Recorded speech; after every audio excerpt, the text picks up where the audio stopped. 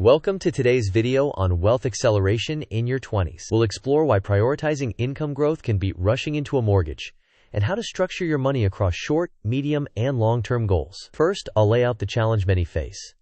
Then we'll build a step-by-step plan, followed by practical tools and a short quiz to lock it in. Let's start by clarifying the core dilemma.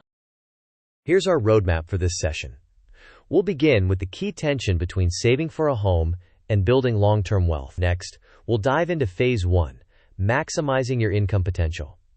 Then, in Phase 2, we'll set up dual financial tracks, the home track and the wealth track. After that, we'll establish your foundational structure: emergency fund, debt elimination, and a full buffer. We'll also walk through tools, timelines, and allocations. Finally, we'll wrap with quick quizzes to reinforce the lessons and a concise summary. Before we dive in, this is educational content only and not financial, legal, or tax advice. Your circumstances are unique, so consult a qualified fiduciary advisor before making decisions. With that out of the way, let's examine the central dilemma. The central dilemma is this: should you divert most of your savings toward a mortgage down payment now, or should you focus on building long-term wealth first? Rather than choosing one extreme, we'll balance both with a strategy that considers risk, time horizon, and the outsized impact of your earning power in your 20s. Now let's ground our plan by explaining why income growth is your early superpower. In your early career, your most powerful asset isn't your starting portfolio. It's your earning power. By focusing on skill upgrades or well-chosen side ventures, you can increase your salary, rates, or business income far faster than a small portfolio grows in the market. Meanwhile, keep short-term capital liquid in a high-yield savings account so you can invest in courses, certifications, or tools without risking market volatility. This approach uses calculated risks while the opportunity cost of time is in your favor. Next, let's convert this idea into concrete steps for Phase 1. To execute Phase 1, start by selecting a marketable, high-leverage skill such as data, coding, sales, design, or operations. Allocate a specific learning budget from your high-yield savings account for courses, mentors, and tools. Build credibility with a portfolio, certifications, or case studies that demonstrate results. Then negotiate a raise, pursue a higher-paying role, or test a freelancing or micro-business offering. Set a measurable target. Aim to increase your income by 25 to 100% within 12 to 24 months. With Phase 1 underway, we can layer in the structure that protects you while you grow.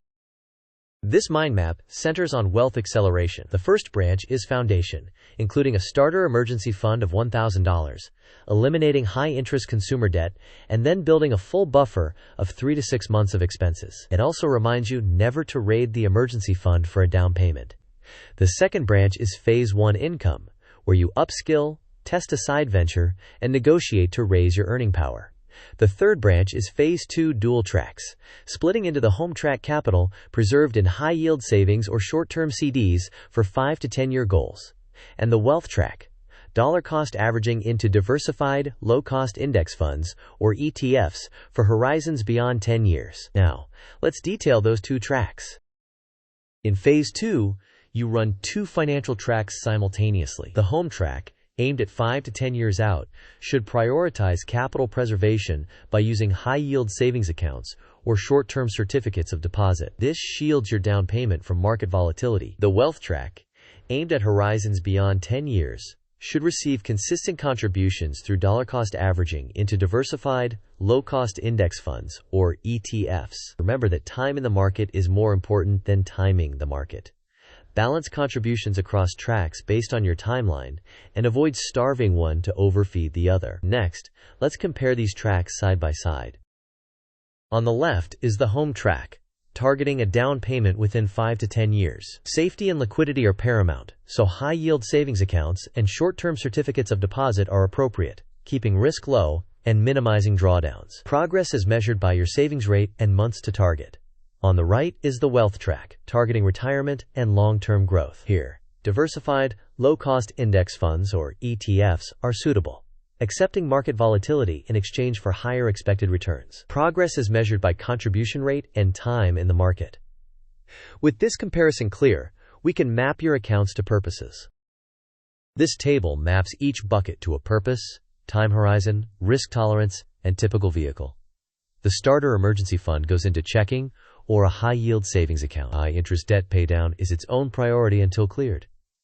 The full buffer corresponds to 3 to 6 months of expenses and belongs in a high-yield savings account. The home track is designed for a 5 to 10-year horizon and fits into high-yield savings or short-term CDs with low risk. The wealth track targets 10 or more years and is typically invested in low-cost diversified index funds, or ETFs. Finally, the upskill fund is a dedicated earmark in your high-yield savings account for learning investments. Now let's address common pitfalls to avoid. Avoid these traps. Do not raid your emergency fund to speed up a down payment. That undermines your security. Do not pause all long-term investing for years while saving for a home. Use sacrifice compounding. Do not place short-term home funds into the stock market, where volatility can delay or derail your purchase. Finally, do not obsess over tiny expenses at the expense of big wins like salary growth, skill advancement, or business revenue. With pitfalls in mind, let's test your understanding with a quick quiz. Question: if your down payment goal is 5 years away, where should that money primarily be kept? Options: A. In a diversified index ETF portfolio. B. In a high-yield savings account or short-term certificates of deposit. C. In individual growth stocks. D. In a crypto portfolio. You may pause the video now to consider your answer. We will discuss the correct answer in the next section. The correct answer is B. Keep 5-year down payment funds in a high-yield savings account or short-term CDs. The priority is preserving capital and maintaining liquidity, not maximizing return. Now let's turn to a practical DCA playbook for your long-term track. For the wealth track, automate monthly contributions into low-cost, diversified index funds or ETFs via dollar-cost averaging. As your income rises, increase your savings rate, for example, by 5 percentage points with each raise. Rebalance annually to maintain your chosen allocation while minimizing fees and taxable events. A simple guideline is to invest in stocks for money needed in 10 or more years, and use cash-like instruments such as high-yield savings for money needed in fewer than 10 years. As an example, if you increase your income by $20,000 and allocate 30% to investing, that adds $6,000 per year to your contributions. Over decades, the compounding effect is substantial. Let's reinforce the foundation with another quick quiz.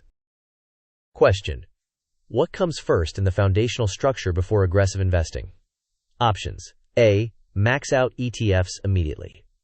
B. Starter emergency fund, then eliminate high-interest debt. C. Put the emergency fund into the market. D. Skip the buffer to save for a home sooner. You may pause the video now to think about the answer. We will discuss the answer in the next section. The correct answer is B. Establish a starter emergency fund of $1,000. Then aggressively eliminate high-interest debt. This sequence creates safety and removes guaranteed negative returns, setting you up for sustainable investing.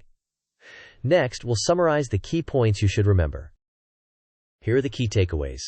First, in your 20s, your greatest lever is income growth, not a small early portfolio. Second, run 2 tracks: the home track with safe, liquid accounts, and the wealth track with dollar-cost averaging into diversified, low-cost index funds. Third, build your foundation with a $1,000 starter emergency fund, then eliminate high-interest debt, and afterward, construct a 3 to 6 month buffer. Fourth, never raid your emergency fund for a down payment.